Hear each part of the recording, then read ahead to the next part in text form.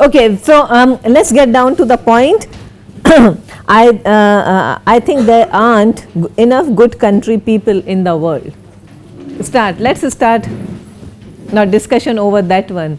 I think there aren't enough good country people in the world.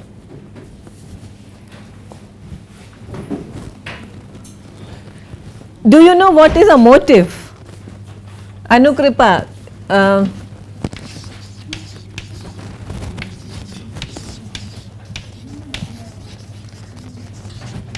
Anukripa, what's a motive? Motive. Something that runs common through the whole story and repeats itself. So runs through, or something common that runs through. It can give me something. Give me some. What is that something? What is that is common and runs through? An object that reoccurs. An object. It can be an object. Good. An image. A dialogue. So object, image, dialogue. In films you also have a piece of music, no? Yeah. Like Jaws music, James Bond. So it's somehow, what does a motive do? It brings back, it helps you relate to that other situation and brings back memories. The focus. Yeah, so it brings back, so focuses the attention of what this story, what the plot is all about. Okay. It also serves like a sort of identity marker for the Marker, it's a marker, it's an associative marker. It brings you and it ties up several ideas. A series of things which might otherwise seem unrelated. Unrelated, yeah. So repeatedly we have this expression here, good country people. Let's not forget that. So that's the title of the story, and here again we come back to this point. There aren't good country people in the world, and just pay attention to the fact that this is not the first time this expression occurs. It will occur throughout the story, okay, because that's what the story is all about. And we were talking about the irony implicit in the title and irony throughout the story. Now next page, we were talking about he and Joy had the same condition. So he and Joy had the same condition. She knew that her eyes were filling with tears, but she collected herself quickly and murmured, "Won't you stay for dinner? We would love to have you," and was sorry the instant she heard herself say. Okay.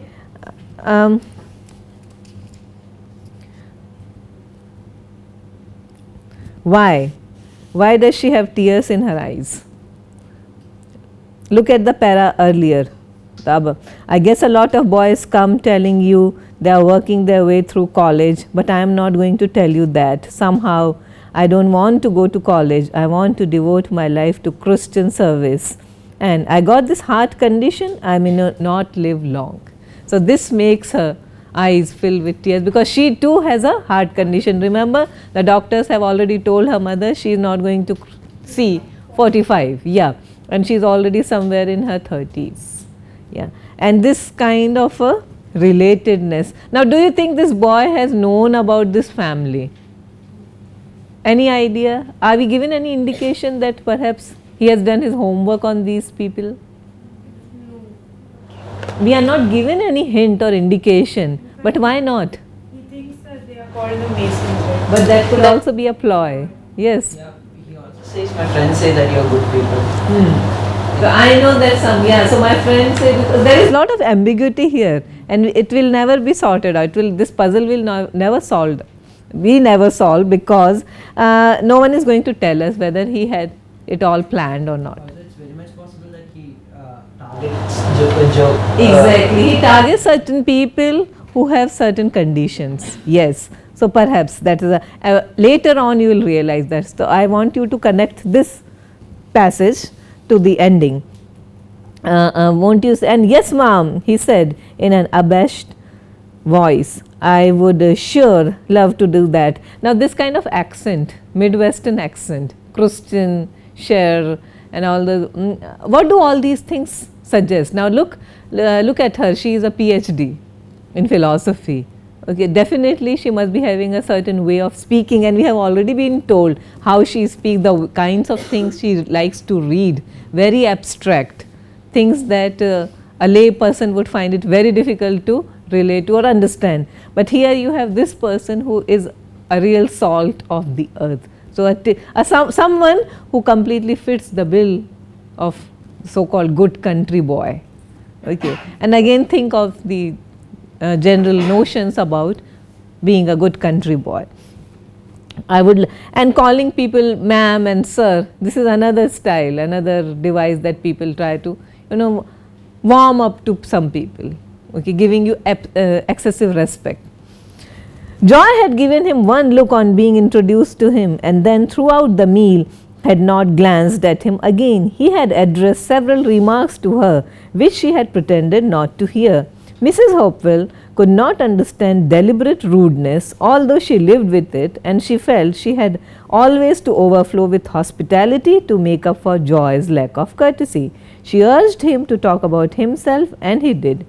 He said he was the 7th child of 12, and that his father had been crushed under a tree when he himself was 8 years old. He had been crushed very badly, in fact, almost cut into two. The other day we were talking about, it's a story of body horror, and the way he describes his father's death may not be true, okay, but then why is the writer so much insistent on giving us these details? Why do you think?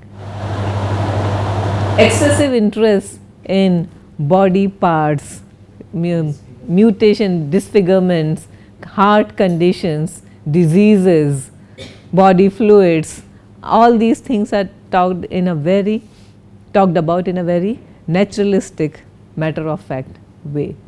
Okay. Sort of morbid fascination With body, and not with a whole body, but with parts. body parts. Okay, so cut into half and practically not recognizable. His mother had got along the best she could by hard working, and she had always seen that her children went to Sunday school and that they read the Bible every evening. He was now 19 years old and had been selling Bibles for 4 months. In that time, he had sold 77 Bibles and had the promise of 2 more sales. This is a very good record. In such a short span of time, selling 44, how many Bibles? Yeah, 77 Bibles is perhaps a record of sorts. Okay, that too in an area, in a remote area like this, where people already have Bibles. Yeah, but he is the kind of salesman who can really hard sell his products. And also repeated emphasis on the fact that he comes from a certain kind of family where nothing else is important but Christianity and religion. Also, he wanted to become a missionary because he thought that was the way you could do most for people. Now you are trying to create an image of yourself. This is what I am. Now compare him with Halga. Is she into this image building project? Yes or no? She's living in different kind of Exactly. She too wants to build a project. She may be rude, brusque, abrupt, what not, but that is also part of a cultivated. Yes, so both of them are performing. Later on, when the love making scene comes, you will realize how much of performance is underway here. He who loseth his life shall find it, he said simply, and he was so sincere, so genuine and earnest that Mrs. Hopewell would not for the world have smiled. He prevented his peas from sliding onto the table by blocking them with a piece of bread, which he later cleaned his plate with. She could see Joy observing sidewise how he handled his knife and fork, and she saw too that every few minutes the boy would dart a keen appraising glance at the girl as if he were trying to attract her attention. After dinner, Joy cleared the dishes off the table and disappeared, and Mrs. Hopewell was left to talk with him. He told her again about his childhood and his father's accident and about various things that had happened to him. Every 5 minutes or so she would stifle a yawn. He sat for 2 hours until finally she told him she must go because she had an appointment in town. He packed his Bibles and thanked her and prepared to leave, but in the doorway he stopped and wrung her hand and said that not on any of his trips had he met a lady as nice as her, and he asked if he could come again. She had said she would always be happy to see him. Joy had been standing in the road, apparently looking at something in the distance, when he came down the steps toward her, bent to the side with his heavy valise. He stopped where she was standing and confronting her directly. Mrs. Hopwell could not hear what he said, but she trembled to think what Joy would say to him. She could see that after a minute Joy said something, and that the boy began to speak again, making an exciting gesture with his free hand. After a minute, Joy said something else, at which the boy began to speak once more. Then, to her amazement, Mrs. Hopwell saw the two of them walk off together toward the gate. Joy had walked all the way to the gate with him, and Mrs. Hopwell could not imagine what they had said to each other, and she had not yet dared to ask.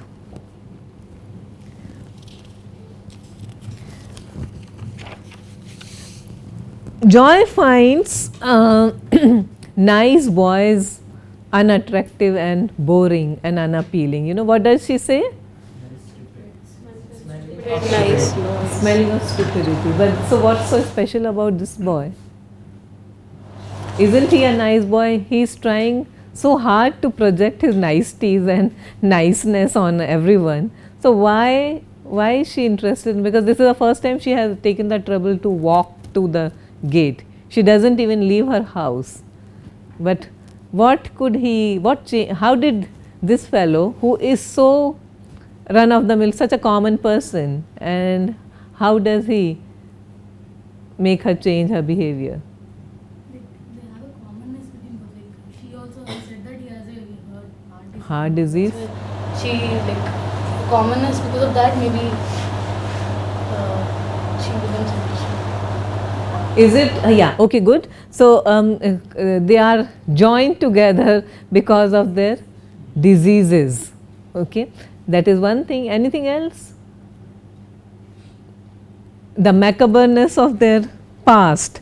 Her leg has been shot off in a freak accident, hunting accident. Okay, his father died. He was killed by this tree fall, cut into half. Okay, do you think these are the kinds of things that can excite people, sexually excite people? This is the theory of body horror. Okay, that macabre, grotesque, they can also lead towards sexual excitement. Now, there is a Canadian filmmaker called David Cronenberg. Are you aware of him? Heard of him? Yes. Oh, you talked about The Naked Lunch. Yes, yes. So, he made a film on the movie. Yeah. David Cronenberg is called a master of body horror. Okay. Why? Because in all his films, and this is something which is a very accepted theory, you talk about body, the ugliness of body, the fluids, excrements, blood, okay, and flesh being described, and operation. There is a movie called, it's also based on a novel called The Dead Ringers. It's about twins, okay, where both of them are doctors, gynecologists, and then women's internal organs are described at great length, and because they are gynecologists and they specialize in fertility, okay, women who can't have children, and they treat them, and there are all kinds of descriptions of female anatomy and the female and the instruments that examine these body parts. Okay, so this is what, and it's done and shown in great detail on screen. Okay, so many people are absolutely put off by what is this. There is another movie, I don't know if, have you ever heard of this author called J.G. Ballard? Ballard, you must have. Okay, he has written a novel called Crash. Okay, he is also a North American writer, and David Cronenberg made this movie called Crash, and you must watch it. Okay, you may note it down somewhere, Dead Ringers and Crash. And Crash has another, Azhar, would you know about Crash? No, I haven't watched it. But have you heard of it? Yeah. Hmm. There's a new short film by David Cronenberg, which is like opposite to what you said about Dead Ringers. Like it's about an abortion clinic. Woman walks into an abortion clinic and Okay. like the same thing, the instruments and all that, and then the abortion being done. Okay. It's like a 10-minute shot. All right. So why is it an totally opposite to what I mean? I As think, in, yeah. in terms of I think one it's quite being related to killing- what I just said. Yeah, one being killing. Oh, okay. Yeah. But again, interest in body parts. Body parts. Yes. And also then I was talking about Crash, and Crash has an extremely macabre and very interesting premise. People who get involved in car accidents. Okay. Now, can you recall the famous celebrities who have been killed? James Dean. Okay. Yeah, but this movie was made much before that tragedy. There are a couple of, there was this great Hollywood actress who married into royalty, Grace Kelly. Yeah, she too died in a road accident, and there were a couple of other active cine stars and sports people also. Now there is this cult in Crash of people who actually emulate and try to stage those same accidents, but they don't die, and they do these things repeatedly, and they are bruised and cut, and there are scars, and they wear it very proudly like a badge.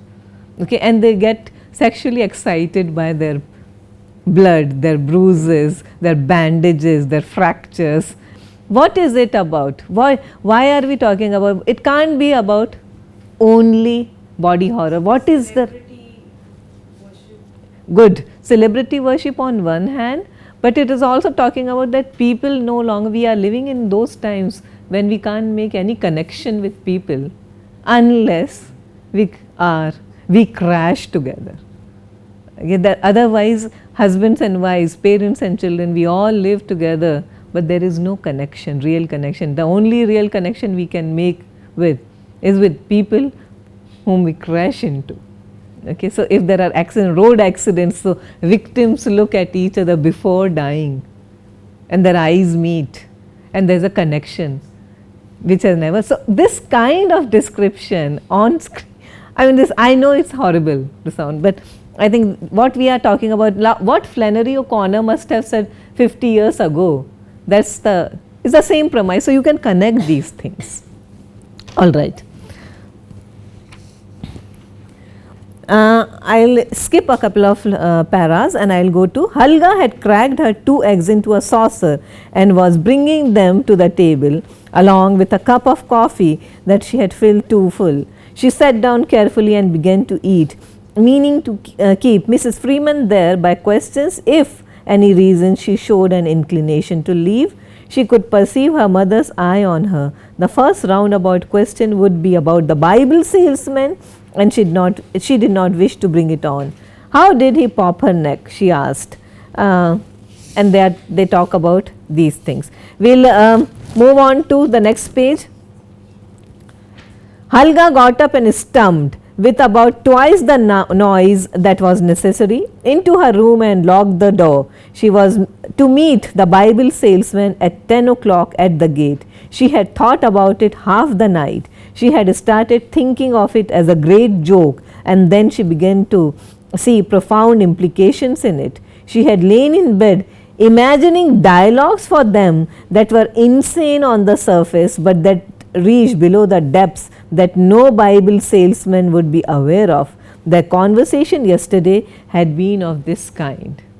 Now this is the kind of connection that she makes. So what kind of a connection do you think, Rukma, is being talked about? The kind. Condescending.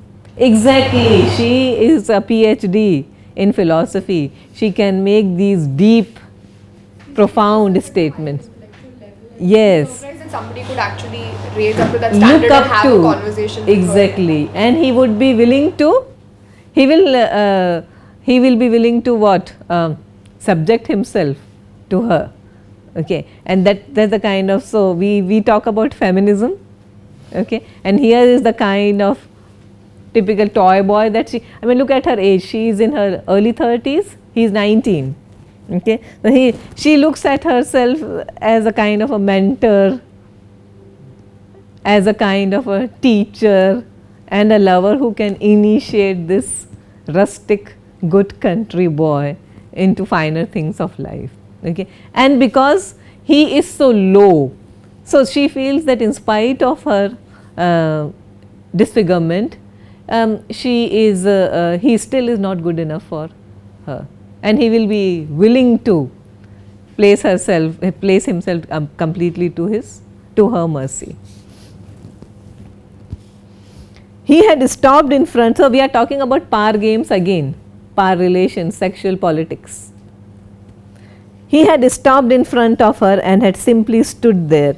His face was bony and sweaty and bright, with a little pointed nose in the center of it, and his look was different from what it had been at the dinner table. He was gazing at her with open curiosity, with fascination, like a child watching a new fantastic animal at the zoo. Yesterday somebody made a presentation on Laura Mulvey and the gaze. Yes, okay, so what, can you relate these ideas? The way, what kind of a thing that Halga appears to be? It's a toy, it's a freak, okay, it's like a zoo animal that has to be regarded and studied. An object, yeah. How could you be like the way you are? Okay. You remember we have also done a movie called Lola Montes? Yes. How is, and Lola Montes used to be the femme fatale of her times, but what is she reduced to? A circus freak, yes. So freaks jump all around, dwarfs and all, a circus ringmaster, and she is forced to answer, lascivious questions about her love affairs. Okay. And then later on she is forced to sell kisses for, a certain amount of money, 5 pences and all that. So women being reduced to caricatures. His gaze seemed somehow familiar, but she could not think where she had been regarded with it before. For almost a minute he didn't say anything. Then on what seemed an insuck of breath he whispered, "You ever ate a chicken that was 2 days old?" Now what kind of a romantic statement is that? The girl looked at him stonily. He might have just put this question up for consideration at the meeting of a philosophical association. "Yes," she presently replied, as if she had considered it from all angles. "It must have been mighty small," he said triumphantly, and shook all over with little nervous giggles. Don't you think it's quite weird? Yes. Getting very red in the face and subsiding finally into his gaze of complete admiration, while the girl's expression remained exactly the same. "How old are you?" She waited some time before she answered, 17. His smile came in succession like waves breaking on the surface of a little lake. "I see you got a wooden leg. I think you are real brave. I think you are real sweet." The girl stood blank and solid and silent. It's so much like Hemingway, na? Hemingway kind of structures. It's ironic because she's not been sweet at all. Yes, but he finds the wooden leg sweet, okay, because he's the kind of man who asks a question like, "Have you ever eaten a 2-day-old chicken?" Yeah. "Walk to the gate with me. You are a brave, sweet little thing, and I think I liked you that minute I seen you."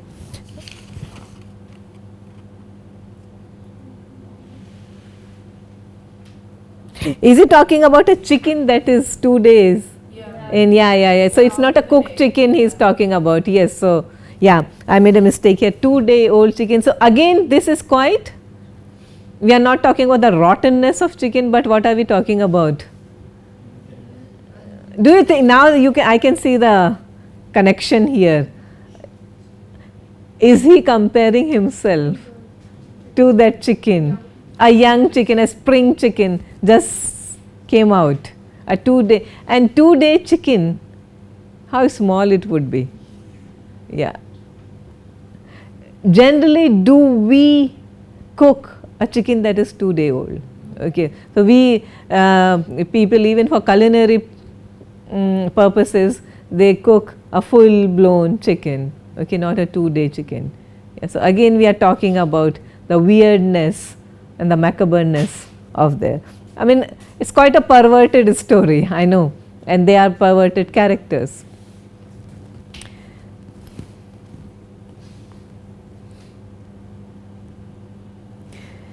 You are a brave, sweet little thing, and I liked you the minute I seen you walk in the door. Halga began to move forward.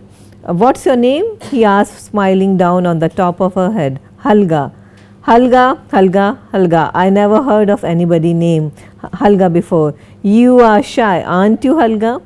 She nodded, watching his large red hand on the handle of the giant valise. I like girls that wear glasses. I think a lot. I'm not like these people that a serious thought don't ever enter their heads is because I may die. I may die too, she said suddenly and looked up at him. His eyes were very small and brown, glittering feverishly. Ashwin, can you read his part? Listen onwards. Listen, don't you think some people was meant to meet on account of what all they got in common and all? Like they both think serious thoughts and all? He shifted the valise to his other hand so that the hand nearest her was free. He caught hold of her elbow and shook it a little. Keep on. On Saturday, he said. I like to walk in the woods and see what Mother Nature is wearing, over the hills and far away, picnics and things. Couldn't we go on a picnic tomorrow? Say yes, Halga. He said and gave her a dying look as if he felt his insides about to drop out of him. He had even seemed to sway slightly toward her. Anu, read the next para. During the night, she had imagined that she seduced him. She imagined that the two of them walked on the place until they came to the storage barn beyond the 2 back fields, and there she imagined that things came to such a pass that she very easily seduced him, and that then, of course, she had to reckon with his remorse. True genius can get an idea across even to an inferior mind. She imagined that she took his remorse in hand and changed it into a deeper understanding of life. She took all his shame away and turned it into something useful. She set off for the gate at exactly 10 o'clock, escaping without drawing Mrs. Hopewell's attention. She didn't take anything to eat, forgetting that food is usually taken on a picnic. She wore a pair of slacks and a dirty white shirt, and as an afterthought she had put some Vapex on the collar of it since she did not own any perfume. When she reached the gate, no one was there. It's like like an inhaler, okay, but she wants certain fragrance from her. I mean, some sort of a fragrance which is little pleasant, okay, since she is the kind of a woman, and yes, who will never buy, she's a staunch feminist, and also she is not the kind of woman who wants to attract men, and only those women who want to attract men use or need these kinds of things. That's the idea, okay, and she doesn't, but for the first time she is turned on by a guy, okay. This huge age difference, does it mean anything to you? Would you like to comment on this? I mean, she says she is 17, and of course he doesn't believe it. They are just trying to make some conversation. It's also possible that he is also lying about his age. But he looks, we can take him at his face value here.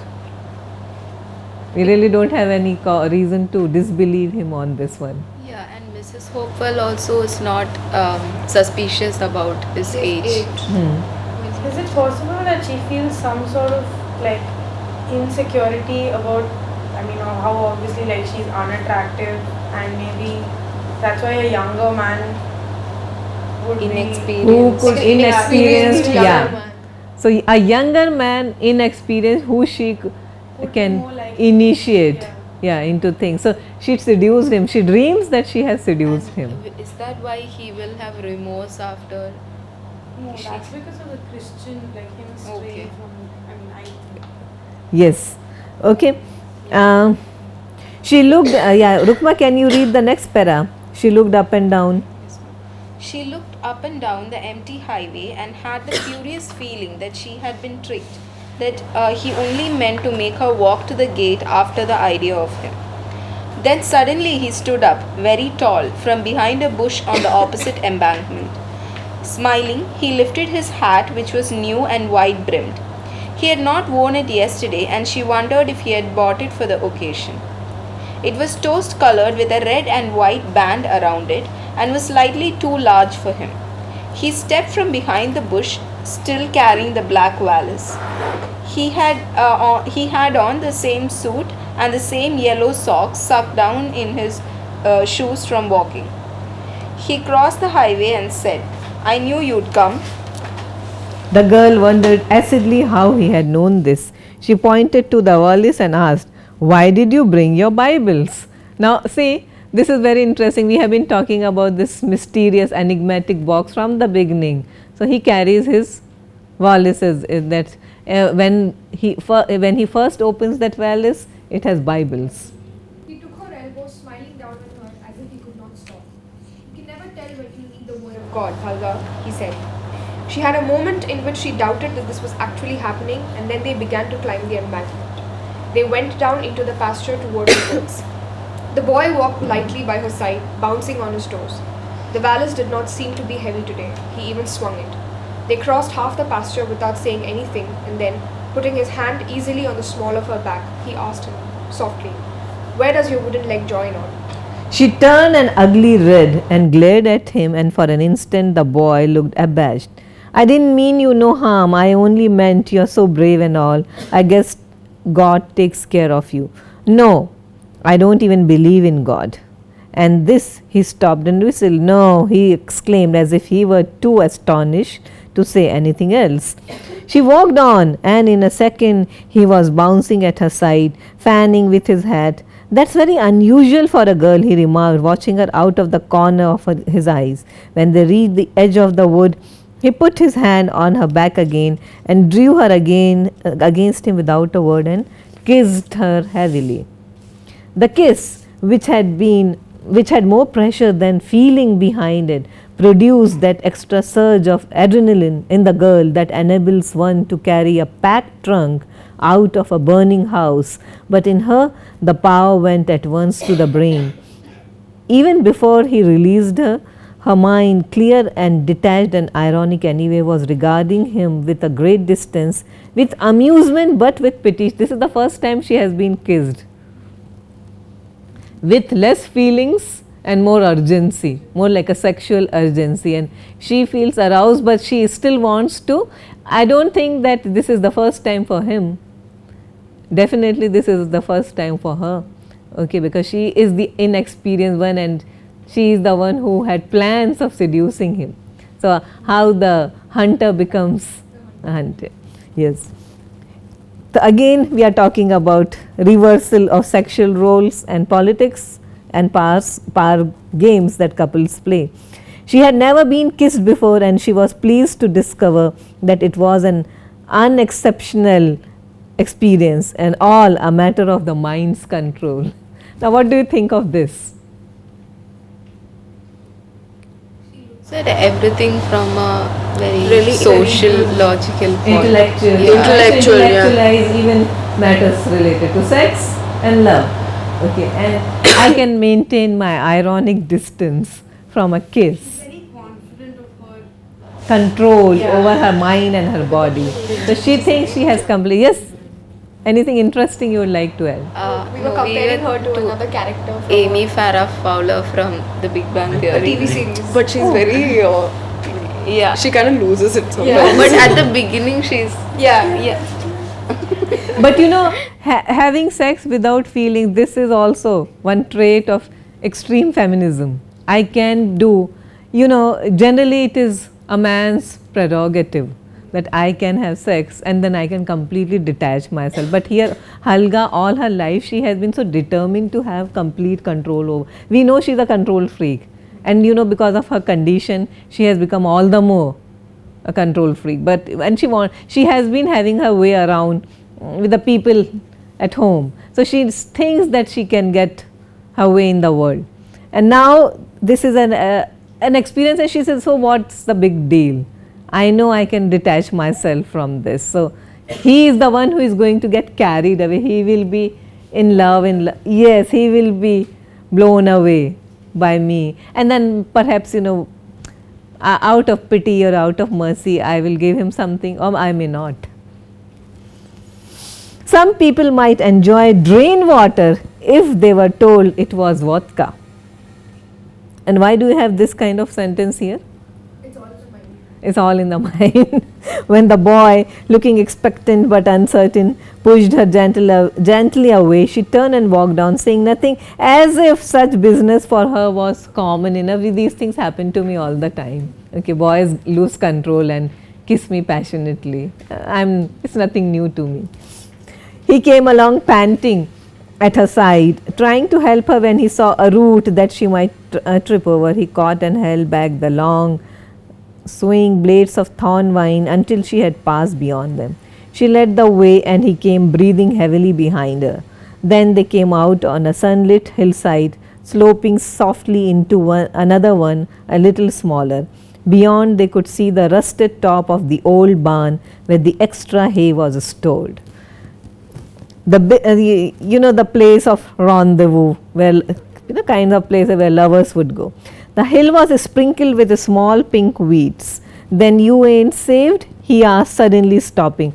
Ashmita and Arya Prakash, can you have the read and take turns, paragraphs each? The girl smiled. It was the first time she had smiled at him at all. In my economy, she said, I'm saved and you are damned, but I told you I didn't believe in God. Nothing seemed to destroy the boy's look of admiration. He gazed at her now as if the fantastic animal at the zoo had put its paw through the bars and given him a loving poke. She thought he looked as if he wanted to kiss her again, and she walked on before he had the chance. Ain't there somewhere we can sit down sometime? He murmured, his voice softening toward the end of the sentence.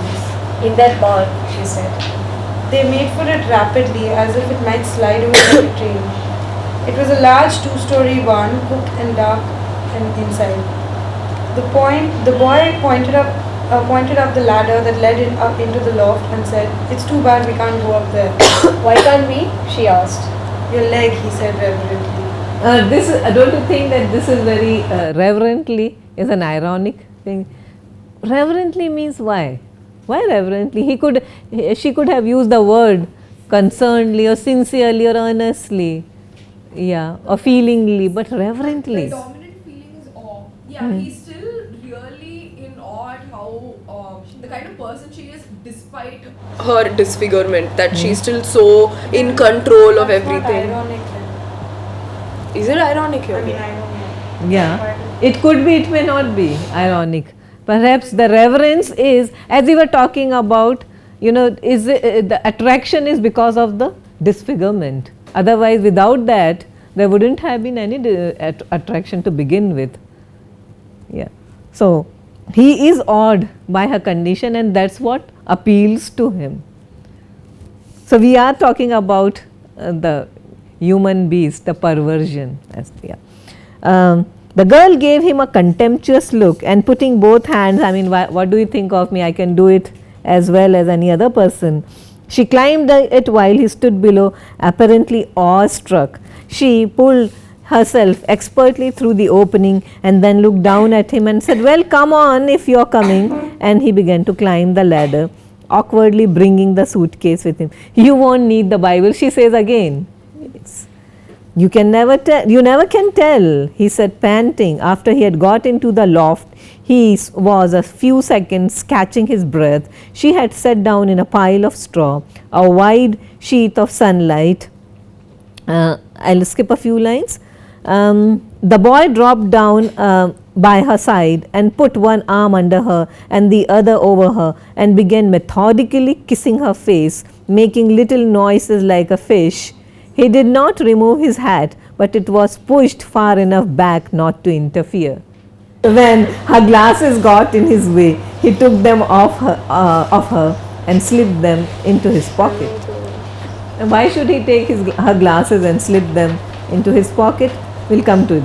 The girl at first did not return any of the kisses, but presently she began to, and after she had put several on his cheek, she reached his lips and remained there, kissing him again and again as if she were trying to draw all the breath out of him. His breath was clear and sweet like a child's, and the kisses were sticky like a child's. He mumbled about loving her and about knowing when he first seen her that he loved her, but the mumbling was like the sleepy fretting of a child being put to sleep by his mother.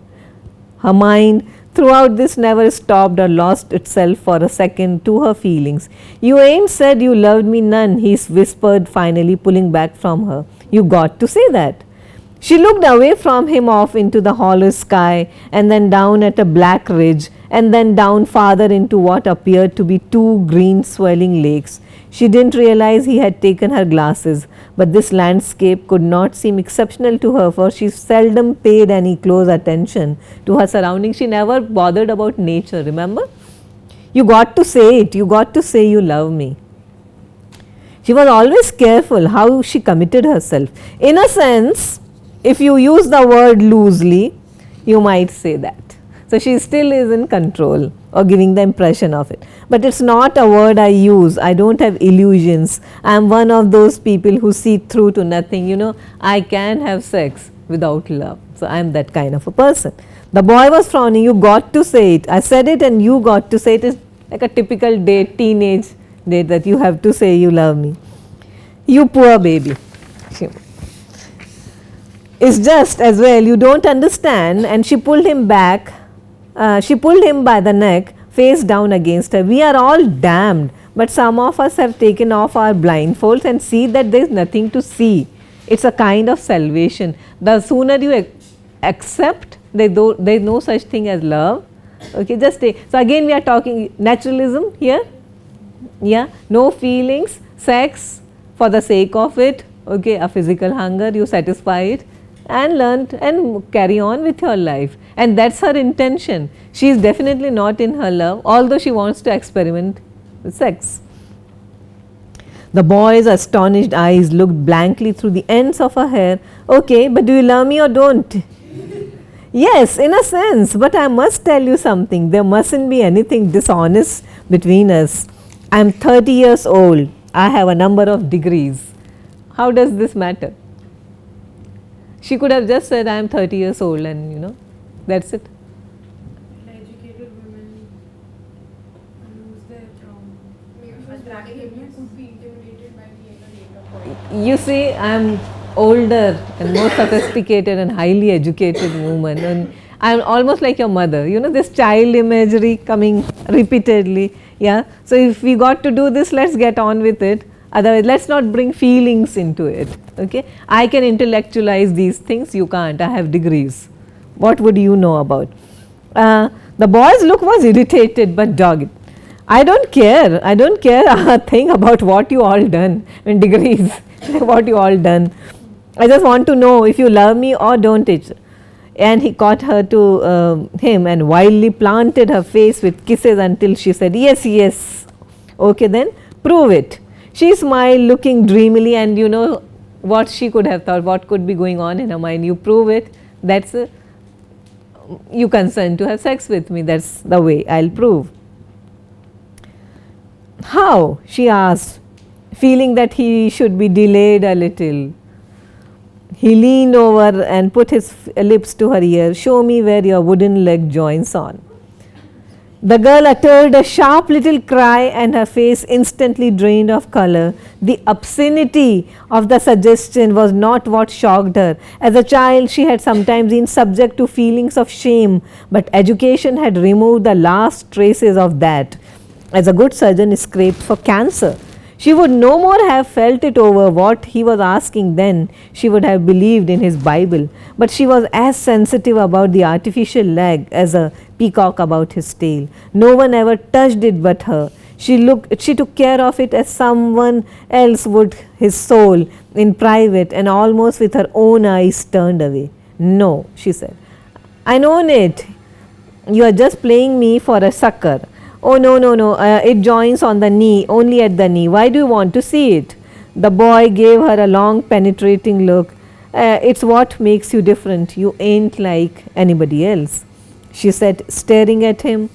There was nothing about her face or her round, freezing blue eyes to indicate that this had moved her, but she felt as if her heart has stopped and left her mind to pump her blood. She decided that for the first time in her life she was face to face with real innocence. Why does she regard him with this kind of an innocence? It's like a, what is it to her? This suggestion which is so obscene and horrifying. But yeah, then she begins to realize that it's only by way of innocence that he has made such a ghastly remark. He didn't mean no harm. That's how she tries to interpret this. Now look at the difference between them. With all her education, she is not able to understand the human depravity. Okay, with nothing, with no education and with just worldly and earthy kind of a charm, this man is able to probe into the psychological depths of this unfinished girl. Alright, it was like surrendering to him completely. It was like losing her own life and finding it again miraculously in his. Very gently, he began to roll the slack leg up. The artificial limb in a white sock and brown flat shoe was bound in a heavy material like canvas and ended in an ugly jointure where it was attached to the stump. The boy's face and his voice were entirely reverent as he uncovered it and said, "Now show me how to take it off and on." She took it off for him and put it back on again, and then he took it off himself, handling it as tenderly as if it were a real one. "See," he said with a delighted child's face, "now I can do it myself." Put it back on. She was thinking that she would run away with him and that every night he would take the leg off and every morning put it back on again. Put it back on. "Not yet. Leave it off for a while. You got me instead." She gave a little cry of alarm, but he pushed her down and began to kiss her again. Without the leg, she felt entirely dependent on him. Her brain seemed to have stopped thinking altogether and to be about some other function that it was not very good at. Different expressions raced back and forth over her face. Every now and then the boy, his eyes like two steel spikes, would glance behind him where the leg stood. Finally she pushed him off and said, "Put it back on me now." "Wait," he said. He leaned the other way and pulled the valise toward him and opened it. It had a pale blue spotted lining and there were only 2 Bibles in it. He took one of these out and opened the cover of it. It was hollow and contained a pocket flask of whiskey, a pack of cards and a small blue box with printing on it. So this is the valise of a Bible man. Playing cards and a whiskey. Okay, and there is a pouch on. He laid these out in front of her one at a time in an evenly spaced row. Do you think this is again some kind of a game that they are playing? Looks like a sacrifice, as in there are these things that are being presented like offerings at the shrine of a goddess. But don't you think there is a touch, or not just a small touch but a huge touch of sadomasochism here? Yeah, both of them are enjoying this kind of a game. You know, the games couples play. She is at her, because with her leg off, yeah, she has completely lost control of herself. He put the blue box in her hand. "This product to be used only for the prevention of disease," she read, and dropped it. The boy was unscrewing the top of the flask. He stopped and pointed with a smile to the deck of cards. It was not an ordinary deck, but one with an obscene picture on the back of each card. "Take a swig." he said, offering her the bottle first. He held it in front of her, but like one mesmerized, she did not move. Now see, he is teaching her things. She has never done these things, never seen these things, obscene pictures. We are talking about pornography here. You see, Flannery O'Connor, those times, 1950s, we are talking about still censorship, and there were lots of restrictions on freedom of expression, and she is using all the prevention of disease, what kinds of products we are talking about. Her voice when she spoke had an almost pleading sound. Aren't you just good country people? How could you?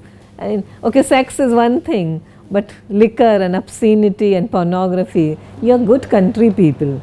The boy cocked his head. Sorry. He looked as if he were just beginning to understand that she might be trying to insult him. Yes, he said, curling his lips, but it ain't held me back none. I'm as good as you any day in the week. Give me my leg, she said. He pushed it farther away with his foot. Come on now, let's begin to have us a good time. We ain't got to know one another good yet. Give me my leg, she screamed and tried to lunge for it, but he pushed her down easily. Why this sudden change in her mood? Because now she is vulnerable. I mean, up until that point, it was about taking the leg. Now after this, And she thought she knew him. She Yeah. said she was A child. the first She time, thought yeah. she had him all figured out. Yes. First Yeah. time she had been faced with innocence. Yeah, and this is the first time she is facing evil face to face. What's the matter with you all of a sudden? He asked, frowning, as he screwed the top on the flask and he put it quickly back into the Bible. The flask in the Bible.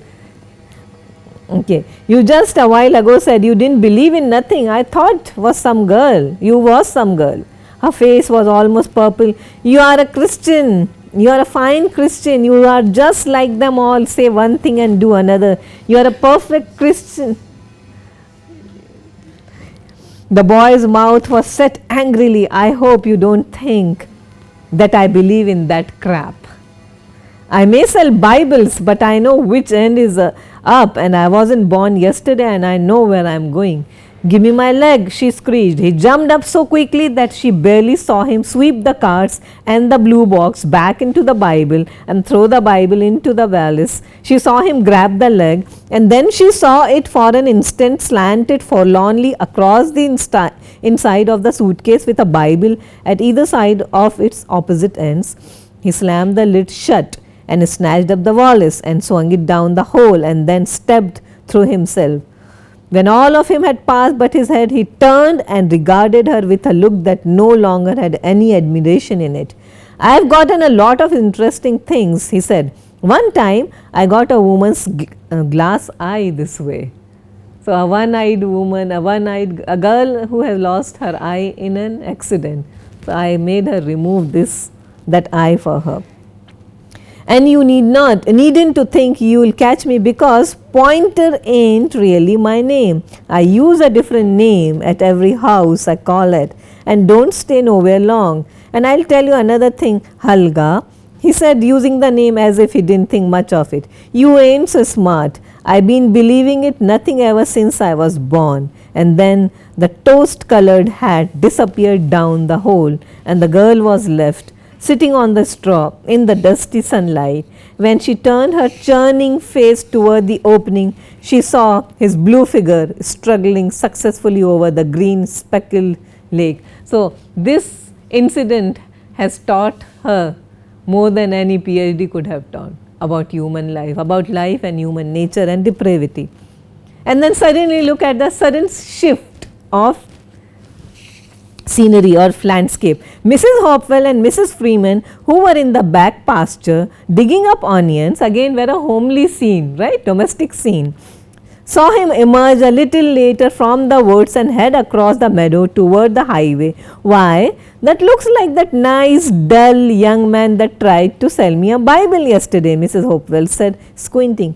He must have been selling them to the Negroes back in there. He was so simple, she said, but I guess the world would be better off if we were all that simple, if only we could be all be nice like him.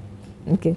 Mrs. Freeman's gaze drove toward and just touched him before he disappeared under the hill. Then she returned her attention to the evil smelling onion shoot she was lifting from the ground. Some can't be that simple. I know, I never could. What an ironical, it's not possible to be that naive, so that innocent, I can't be, and the evil smelling onion. Okay. So they have all seen evil that comes to sell Bibles, and they have failed to recognize. Good country people. All right then.